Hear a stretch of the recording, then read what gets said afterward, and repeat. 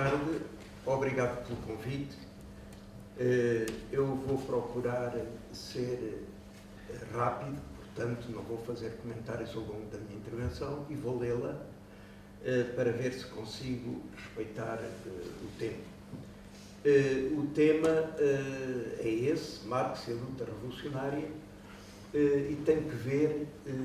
numa ótica política essencialmente, embora também ideológica, com a nossa luta na atualidade. Nos 200 anos que nos separam do nascimento de Karl Marx, o mundo conheceu gigantescas mudanças. Mas Marx não antecipou o mundo futuro. O que fez foi desvendar as contradições e as forças sociais motivas do movimento da sociedade, demonstrando que esse movimento se faz no sentido da libertação da humanidade de todas as formas de exploração e de opressão, no sentido da sociedade comunista, em que, a expressão é sua, o livre desenvolvimento de cada um é a condição para o livre desenvolvimento de todos. Sublinhou, simultaneamente, o caráter intrinsecamente antidogmático da nova concepção do mundo, que, precisamente porque é científica, está aberta a necessários desenvolvimentos e enriquecimentos em função dos novos fenómenos, experiências e conhecimentos, correspondendo à evolução do capitalismo para a sua fase imperialista e a época histórica de passagem do capitalismo ao socialismo. A contribuição de Lenin para o enriquecimento do marxismo foi tão marcante que o seu nome ficou associado ao de Marx na expressão marxismo-leninismo. É precisamente devido à sua natureza antidogmática que a obra de Marx não envelheceu. Pelo contrário, com o tempo agigantou-se na sua dimensão histórica e na perenidade dos seus princípios e conceitos fundamentais. Não que deva procurar-se na obra de Marx, como aliás já aqui foi sublinhado durante a conferência, resposta pronta para os problemas da atualidade. Marx seria o primeiro a condenar tal pretensão, tão inconsequente quanto preguiçosa. Mas as traves mestras do pensamento de Marx e os grandes princípios por ele formulados são suficientemente fecundos para continuar a guiar a ação revolucionária nos nossos dias. A verdade é que comemoramos o segundo centenário do nascimento de Marx numa situação internacional extraordinariamente complexa, caracterizada por uma violenta ofensiva do imperialismo para recuperar as posições perdidas ao longo do século XX e impor a sua hegemonia mundial, em que o fugaz e o fragmentário da espuma dos dias se impõe contra toda e qualquer contextualização racional, ocultando as contradições de classe e as tendências de fundo do desenvolvimento social. Entretanto, a ofensiva da reação e do imperialismo, sendo extraordinariamente perigosa, não é sinal de força, antes evidencia as contradições e os limites do capitalismo. O facto de não estar à vista a inversão das tendências negativas da situação internacional e o sentido evidente que as forças políticas chamadas a protagonizar essa inversão, ou seja, o movimento comunista revolucionário internacional, a frente das forças anti-imperialistas, o movimento da paz contra o fascismo e contra a guerra, o facto de que tais forças se encontram debilitadas e dispersas não pode justificar, a meu ver, menos confiança na perspectiva revolucionária que Marx evidenciou como resultante das contradições inerentes ao capitalismo. Não pode justificar nem a claudicação perante as dificuldades e a adaptação reformista e decadacionista ao estado de coisas existente, nem pode justificar a subestimação da luta por objetivos concretos e imediatos e a fuga a um paciente trabalho entre as massas para modificar a correlação de forças em favor da classe operária. Perante a complexidade da situação e das tarefas que se colocam na situação de refluxo revolucionário que o mundo hoje vive, surge por vezes a ideia de que o que faz falta é o capital dos nossos dias. Mas essa, a meu ver, é uma falsa questão. Os revolucionários não precisam de um novo capital, Precisam, sim, sem menosprezar a importância de obras de fôlego que examinem as novas realidades com critérios marxistas, precisam de assimilar e aplicar à realidade dos dias de hoje os ensinamentos do Capital e de toda a obra de Marx e de Engels, sem dogmatismo, nem transplantação mecânica de experiências, mas também sem a revisão oportunista dos seus princípios e conceitos fundamentais. E porque, como sublinhou Lenin, a própria substância e alma viva do marxismo é a análise concreta da situação concreta, mantendo sempre estreito contacto com a realidade que se pretende transformar, intervindo sobre os concretos e imediatos problemas das massas, avaliando com rigor cada fase e cada etapa intermédia de luta e o correspondente sistema de alianças sociais e políticas, mas tendo sempre presente, como Marx sempre teve, o objetivo supremo do socialismo e do comunismo. Perder de vista na luta cotidiana a perspectiva do objetivo final conduz inevitavelmente à adaptação reformista ao estado de coisas existente. Abandonar ou subestimar, em nome do objetivo final, a luta por objetivos concretos e imediatos e a existência de etapas intermédias na luta pelo socialismo é cair no verbalismo inconsequente. Marx estudou e descreveu o mundo no seu devido histórico e na sua contemporânea realidade. Formulou as leis que regem o movimento da sociedade e, a partir das suas contradições, mostrou o caráter transitório do capitalismo e a exigência da sua substituição por uma nova formação económica e social, o comunismo, definindo em Capital como uma associação de homens livres que trabalham com meios de produção comunitários e que despendem autoconscientemente as suas muitas forças de trabalho individuais como uma força de trabalho social. Marx armou-nos com a ciência da história, deu um sentido preciso à aspiração secular de liberdade e justiça social, mostrou que num processo necessariamente acidentado, em que a luta de classe é o motor da transformação social, o mundo caminha no sentido da liberdade, do progresso social, do socialismo e do comunismo. Mostrou, e que cito a sua densa e bela asserção, a burguesia não forjou apenas as armas que lhe trazem a morte, também jurou os homens que manejarão essas armas, os operários modernos, os proletérios. O curso da história, nos 2 séculos que nos separam do seu nascimento, comprovou inteiramente as previsões de Marx. Não no detalhe, obviamente. Como dizia Lenin, a história é sempre mais rica de conteúdos, mais variada, mais multiforme, mais viva e mais astuta do que imaginam os melhores partidos, as vanguardas mais conscientes das classes mais avançadas. Mas confirmou, nas linhas fundamentais, de um sentido ascendente, com avanços e recuos, com vitórias e derrotas, com períodos de exaltante avanço revolucionário, como em outubro de 17, ou de sombrios tempos de reação e obscurantismo, como depois das derrotas da insurreição de junho de 48 em França, da Comuna de Paris ou da Revolução Russa de 1905, o mundo conheceu extraordinários avanços e conquistas.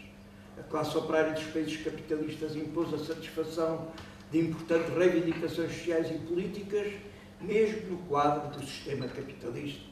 Os povos sujeitos a secular domínio colonial libertaram-se e constituíram-se em países independentes. Na sequência da Revolução de Outubro, o socialismo estendeu-se a 1/3 da humanidade. E acontecimentos tão marcantes como a vitória sobre o nazifascismo ou a derrota no Vietnã da mais poderosa e potente e criminosa máquina de guerra do mundo mostram que não há poder, nem há crimes, por maiores que sejam, que permitam às classes dominantes impedir o curso do processo revolucionário mundial. É nesta perspectiva que devem ser, a meu ver, consideradas as derrotas do socialismo na viragem para os anos 90 do século passado, que representaram um imenso salto atrás no processo universal de libertação. Na luta de vida ou de morte entre os dois sistemas sociais antagónicos, entre o sistema capitalista e o sistema socialista, o sistema capitalista venceu, dando mostras de uma surpreendente capacidade de adaptação e recuperação, soube tirar partido da crise e fracasso de um modelo que se afastara e entrara mesmo em contradição com teses fundamentais do marxismo e com características sempre afirmadas de uma sociedade socialista. Esta, porém, como todas as anteriores derrotas das forças revolucionárias, é, a nosso ver, uma derrota temporária, e as tendências de fundo do desenvolvimento histórico acabarão por se impor. Isso não acontecerá, porém, automaticamente. O aprofundamento da crise do capitalismo, a agudização das suas contradições, o amadurecimento das premissas materiais para a sua superação revolucionária não conduzirão a um qualquer colapso automático do sistema. As condições subjetivas de consciência, organização e mobilização das massas são indispensáveis para a inversão da atual situação mundial da hegemonia do capital e para um novo fluxo revolucionário em direção ao socialismo. Aqui, a mais decisiva questão tem que ver, a meu ver, com o reforço dos partidos de vanguarda da classe operária e da sua cooperação internacionalista, o reforço do movimento comunista e revolucionário internacional, o fortalecimento da frente de todas as forças anti-imperialistas. Esta é, porventura, a mais decisiva questão que está colocada àqueles que hoje querem transformar o mundo. O panorama da situação socioeconómica e da luta de classes no plano mundial é extraordinariamente variado e colorido, sendo a situação diferente de país para país em múltiplos aspectos da história, da economia, da relação de forças sociais e políticas, das tradições revolucionárias, das tarefas imediatas, da etapa da revolução. É uma evidência que Marx e, sobretudo, Lenin sublinharam que não há nem pode haver modelos de revolução, que não pode haver soluções gerais e temporais comuns. Em consequência, como sublinhou Álvaro Cunhal, é não só legítimo, como necessário que cada partido procure de forma criadora e com independência o caminho que conduzirá ao socialismo e as soluções aos problemas que defronta das condições específicas do seu país. A crescente diversificação dos caminhos da transformação social tem no processo da Revolução Portuguesa um exemplo particularmente rico nas suas diferentes etapas. Antes da Revolução de Abril, numerosos traços distinguiam a realidade portuguesa, entre as quais ser um país atrasado, mas com uma elevadíssima concentração monopolista, e a de ser um país simultaneamente colonial e colonizado, que determinaram o caráter da revolução antifascista como uma revolução popular, antimonopolista, antilatifundista e anti-imperialista, em que as conquistas da liberdade exigiam simultaneamente profundas transformações socioeconómicas que colocavam, como de facto colocaram em determinado momento, Portugal no caminho do socialismo. Frustrado este caminho pela contra-revolução, destruídas conquistas fundamentais, como as nacionalizações e a reforma agrária, reconstituído o poder dos grandes grupos económicos, ficaram, porém, sulcos profundos de realizações, experiências e valores que são bandeiras de luta e se projetam no Portugal do futuro. Entretanto, porque vivemos a época da passagem do capitalismo ao socialismo, que a Revolução de Outubro inaugurou, todos os processos revolucionários, seja qual for o seu caráter, democrático, antimonopolista, nacional-libertador ou outro, só podem triunfar com recurso à bússola do marxismo-leninismo e apontando o socialismo como perspectiva. A teoria da revolução ininterrupta, criada por Marx e desenvolvida por Lenin na época do imperialismo, cuja comprovação prática mais célebre é a da Revolução Russa, deve estar bem presente na ação revolucionária. Em qualquer caso, o que nos mostra a realidade é que, em termos gerais, mundiais, a exigência da superação revolucionária do capitalismo nunca foi tão atual como nos dias de hoje. No plano económico e social, pode certamente afirmar-se que nunca foi tão aguda a contradição básica entre o caráter social da produção e a apropriação privada dos meios de produção e, consequentemente, do produto, assim como a contradição entre as potencialidades criadas pelas conquistas da ciência e da técnica para a solução dos problemas da humanidade e o seu agravamento em consequência da sua apropriação capitalista. A baixa tendencial da taxa de lucro, em virtude da crescente composição orgânica do capital, conduz à hegemonia do capital financeiro, rentista e especulativo e promove, como já Marx apontara, sobretudo, sobreprodução, especulação, crise, capital sedentário, junto com a população sedentária. O inédito nível de centralização e concentração do capital e da riqueza conduz objetivamente a uma redução sem precedentes da base social de apoio do sistema. A incompatibilidade entre a dinâmica da acumulação capitalista e os interesses das grandes massas adquire um caráter cada vez mais desumano e criminoso. Como previu Marx, o capitalismo torna-se cada vez mais decadente, criminoso e destruidor. A utilização do aparelho de Estado, o poder económico, o controle do sistema educativo e demais aparelhos de produção e reprodução ideológica, o avassalador domínio dos órgãos de comunicação social, a instrumentalização de poderosas redes sociais, tudo isto, sem esquecer a experiência acumulada pela burguesia no combate ao movimento operário e o papel histórico desempenhado pela ideologia de colaboração de classes da social-democracia, hoje assumidamente um pilar fundamental do imperialismo, cria extraordinárias dificuldades ao crescimento das forças revolucionárias e à recuperação entre as massas do poder da atração do ideal e do projeto do socialismo e do comunismo, que as derrotas do socialismo profundamente abalaram. A luta no plano das ideias, em que Marx e Engels foram exímios no combate à burguesia, como no seio do próprio movimento operário e socialista, adquire uma importância sem precedentes. Nunca como hoje, a classe dominante teve à sua disposição tão poderosos meios de influência. Aqui o principal é não perder a bússola segura do marxismo-leninismo, é não esquecer as lições do glorioso passado de luta da classe operária e das massas populares, que a propaganda burguesa quer que esqueçamos. É confiar nas massas e na força poderosa da sua mobilização organizada. É fazer da luta em defesa dos interesses dos que menos podem, menos têm, o alfa e o ômega da ação revolucionária. É ter bem presente a missão histórica universal da classe operária, a única classe que, libertando-se a si própria das cadeias da exploração, liberta também toda a sociedade. Vivemos tempos de grande instabilidade e incerteza, em que grandes perigos coexistem com grandes potencialidades revolucionárias. No curto e médio prazo, a evolução da situação vai depender do processo de rearrumação em curso no plano mundial de forças muito diversas,